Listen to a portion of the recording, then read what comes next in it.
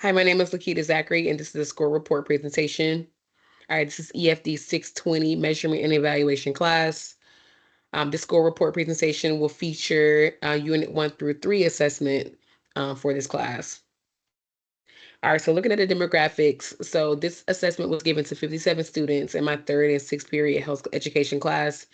The ethnicity of my students featured 5 students that were Pacific and Islander, 19 students that were white, 10 students that were Black, and 23 students that were Hispanic.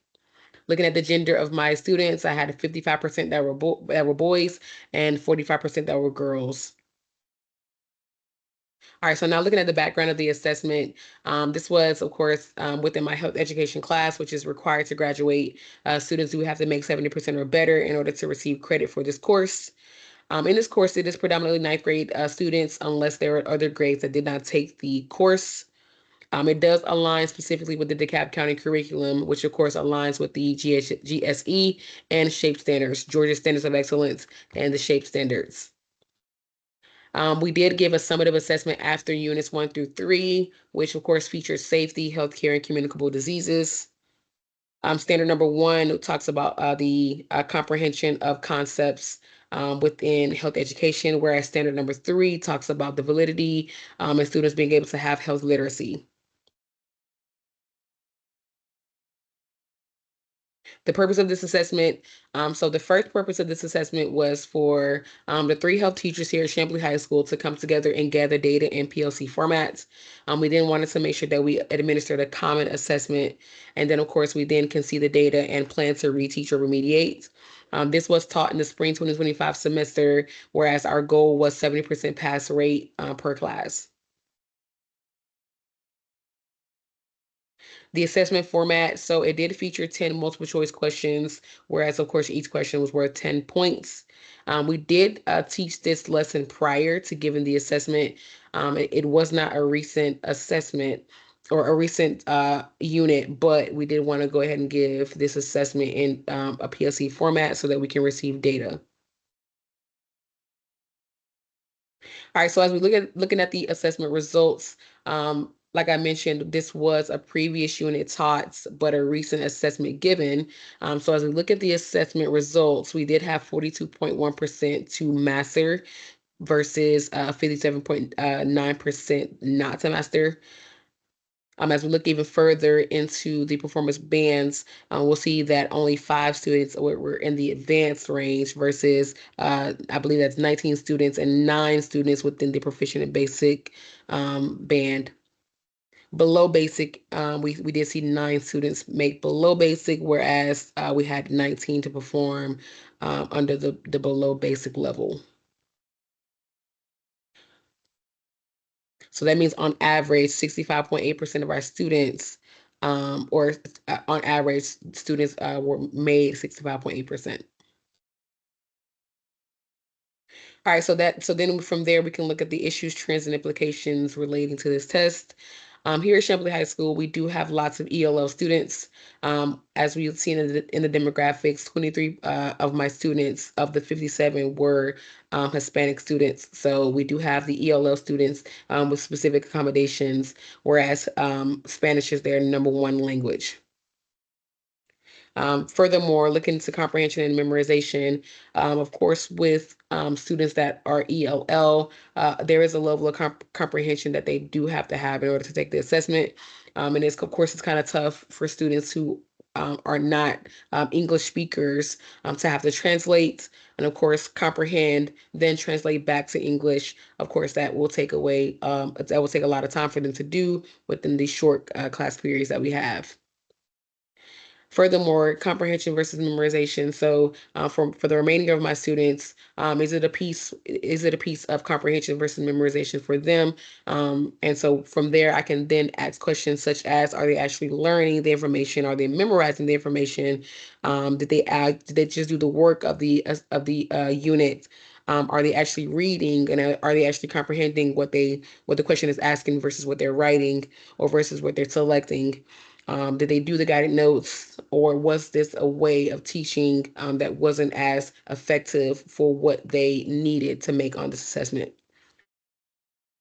Furthermore, looking at comprehension versus memorization, we can then dig into questions like number 4 and number 10, whereas specifically on question number 4, this question asked about an EMA, emergency action plan, that was created and that they should have selected on that question.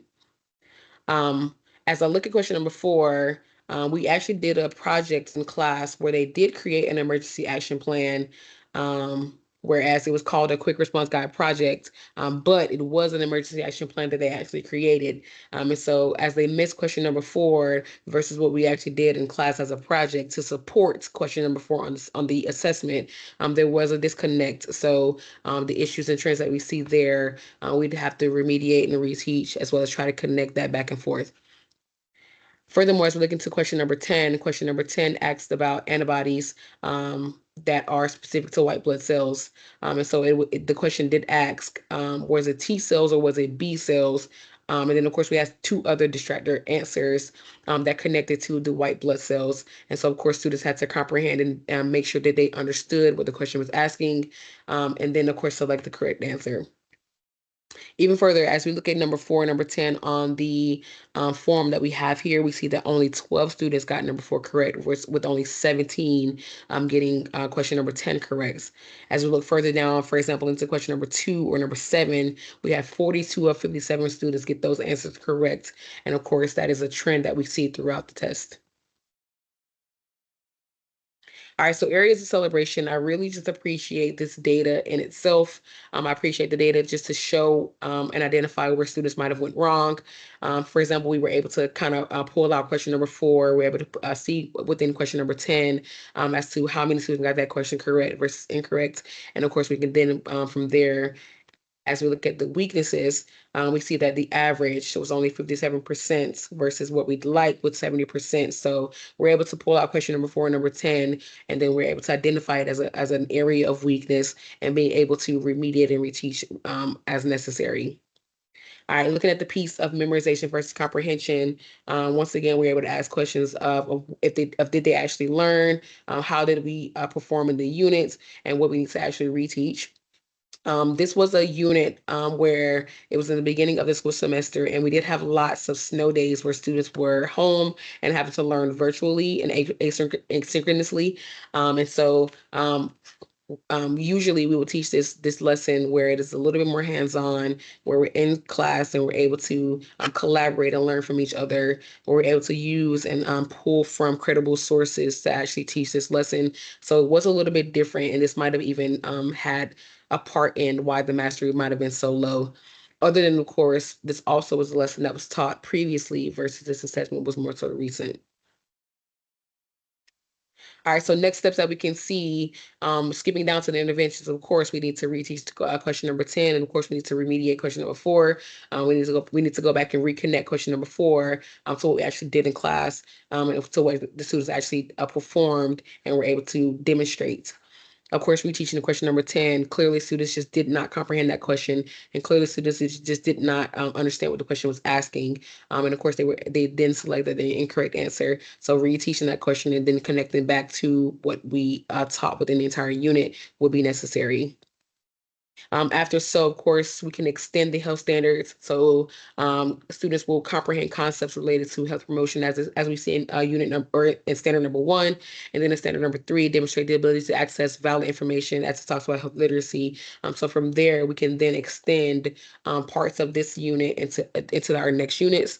And then, of course, we can also kind of make better how we teach. Make sure it is hands-on, make sure it is not lecture format so that students can pull those key points and extend on their vocabulary and their health literacy. All right, so here's some of the references that I used for this text and for this data. This does conclude my presentation. I do appreciate you guys coming in. Let me know if you have any questions or concerns regarding this assessment and the data that was pulled. Again, my name is Lakita Zachary, and this is EFD 620. Thank you.